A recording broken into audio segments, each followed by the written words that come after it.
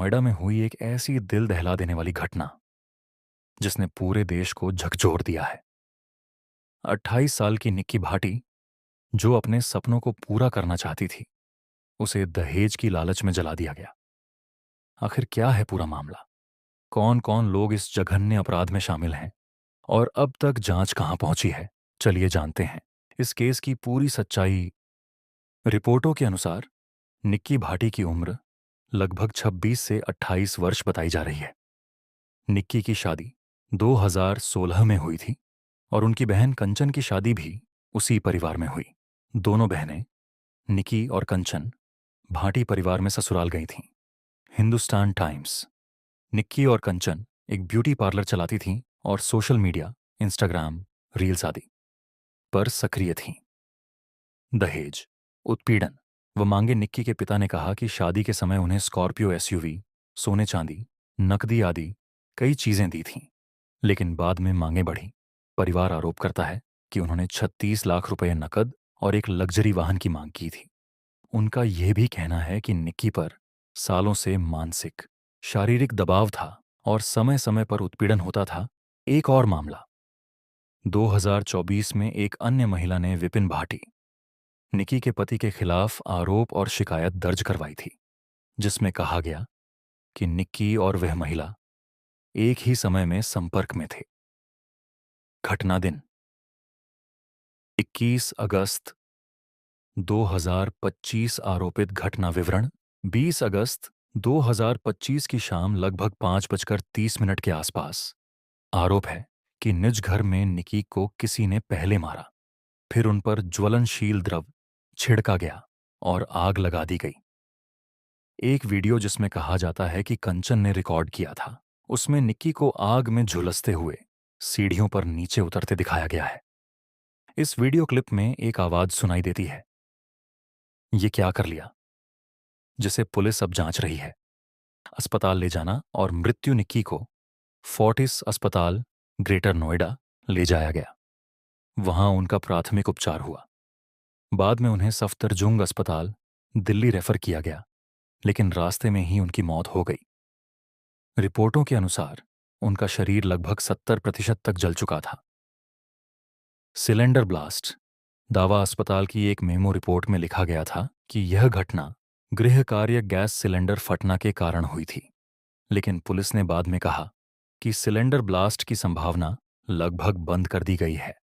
उन्होंने कहा कि घटनास्थल की जांच में रसोई गैस सिलेंडर में विस्फोट का कोई सबूत नहीं मिला। पुलिस ने घर से खाली थिनर की बोतल और लाइटर बरामद किया है, जो यह इंगित करते हैं कि आग लगाने का प्रयास किया गया होगा।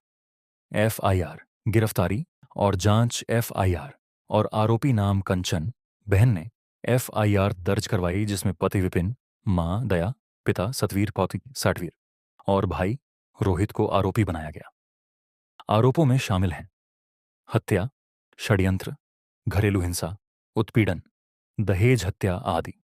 रिपोर्टों के अनुसार निक्की भाटी की उम्र लगभग 26 से 28 वर्ष बताई जा रही है। निक्की की शादी 2016 में हुई थी और उनकी बहन कंचन की शादी भी उसी परिवार में हुई। दोनों बहनें, निक्की और कंचन, भाटी परिवार में ससुराल गई थीं। निक्की और कंचन एक ब्यूटी पार्लर चलाती थीं और सोशल मीडिया, इंस्टाग्राम, रील्स आदि पर सक्रिय थीं। दहेज, उत्पीड़न व मांगे। निक्की के पिता ने कहा कि शादी के समय उन्हें स्कॉर्पियो एसयूवी, सोने चांदी, नकदी आदि कई चीजें दी थीं, लेकिन बाद में मांगे बढ़ी। परिवार आरोप करता है कि उन्होंने 36 लाख रुपए नकद और एक लग्जरी वाहन की मांग की थी। उनका यह भी कहना है कि निक्की पर सालों से मानसिक, शारीरिक दबाव था और समय समय पर उत्पीड़न होता था। एक और मामला 2024 में एक अन्य महिला ने, विपिन भाटी, निक्की के पति के खिलाफ आरोप और शिकायत दर्ज करवाई थी, जिसमें कहा गया कि निक्की और वह महिला एक ही समय में संपर्क में थे। घटना दिन 21 अगस्त 2025। आरोपित घटना विवरण: विपिन भाटी को गिरफ्तार किया गया। पुलिस ने कहा कि वह हिरासत से भागने की कोशिश कर रहा था और उस समय पैर में गोली लगी। मां दया भाटी को एक दिन बाद गिरफ्तार किया गया। पिता सतवीर सटवीर और भाई रोहित को भी बाद में गिरफ्तार किया गया। अदालत ने मुख्य आरोपियों की जमानत याचिकाएं खारिज कर दी है। जांच की अवस्थाएं पुलिस नए video clips, CCTV footage, mobile location data, forensic reports, जलन अवशेष, द्रव्यों की जांच जुटा रही है। पुलिस ने कंचन को फिर से बयान दर्ज करने के लिए बुलाया है, क्योंकि नए सबूतों, सीसीटीवी, आवाज रिकॉर्डिंग सामने आए हैं। एक सीसीटीवी फुटेज सामने आया जिसमें एक दुकान के बाहर से दिखाया गया कि उस समय विपिन वहां खड़ा था। इससे यह प्रश्न उठता है कि वह घटनास्थल पर नहीं था। पुलिस यह देख रही है कि अस्पताल, मेमो, बयान, वीडियो, फॉरेंसिक सब मिलकर एक सुसंगत कहानी पेश करते हैं या नहीं।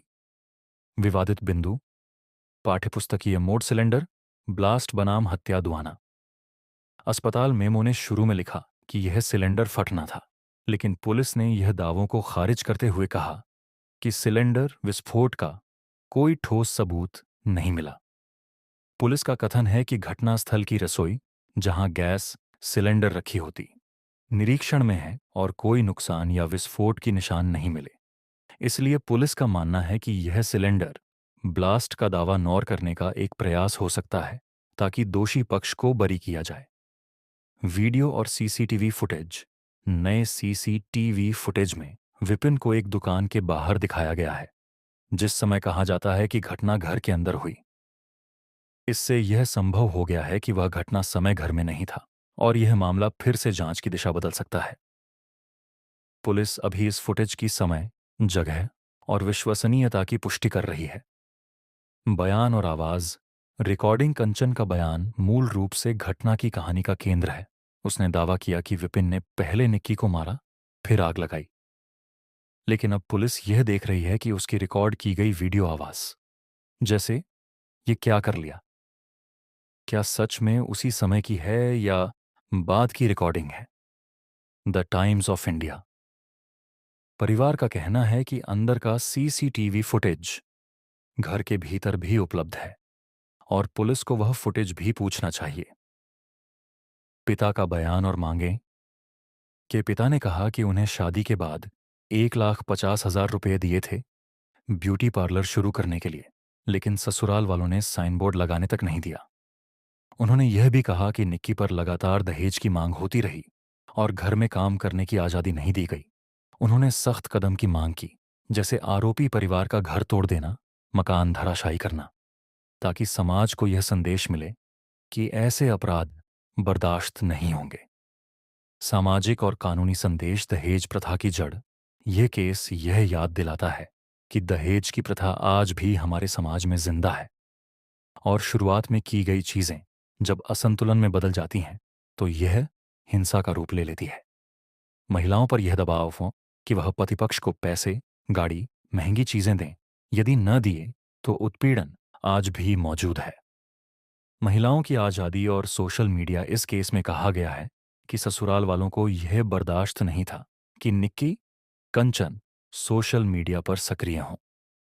यह बताता है कि महिलाओं की व्यक्तिगत स्वतंत्रता, जैसे अपनी पहचान बनाना, सोशल मीडिया पर अपनी कला दिखाना, अगर परिवार को पसंद न हो तो संघर्ष का कारण बन सकती है। कानून, जांच और न्याय व्यवस्था: पुलिस, जांच एजेंसियों और न्यायपालिका को चाहिए कि ऐसे मामलों को तेजी से, निष्पक्ष रूप से देखें, ताकि लोगों को विश्वास हो सके कि अपराधी को सजा मिले। फोरेंसिक विज्ञान, सीसीटीवी, मोबाइल डेटा, साक्ष्य विश्लेषण, ये सभी बहुत महत्वपूर्ण हैं, लेकिन जांच में पारदर्शिता और सावधानी होनी चाहिए। मीडिया और जनता की जागरूकता भी जरूरी है, लेकिन अफवाहों और आधी जानकारी से बचना चाहिए। तो दोस्तों, ये थी पूरी जानकारी, तथ्यों और दावों के साथ नोएडा की निक्की भाटी हत्या, दहेज मौत की कहानी। यह सिर्फ एक खबर नहीं है, यह हमारे समाज, हमारी सोच, हमारे कानूनों पर सवाल खड़े करती है। हम आशा करते हैं कि दोषियों को सख्त सजा मिले और ऐसी घटनाएं दोबारा ना हो। अगर आपको यह वीडियो पसंद आया हो तो लाइक और सब्सक्राइब जरूर करें। नीचे कमेंट में बताइए, आप इस मामले के बारे में क्या सोचते हैं? क्या आपको लगता है कि न्याय मिलेगा? अगली वीडियो में हम इस केस की कोर्ट सुनवाई, चूड़ा वाली दस्तावेज, चार्जशीट, अदालत का फैसला आदि विवरण लाएंगे। बताइए, क्या वो वीडियो भी चाहिए? धन्यवाद। सुरक्षित रहिए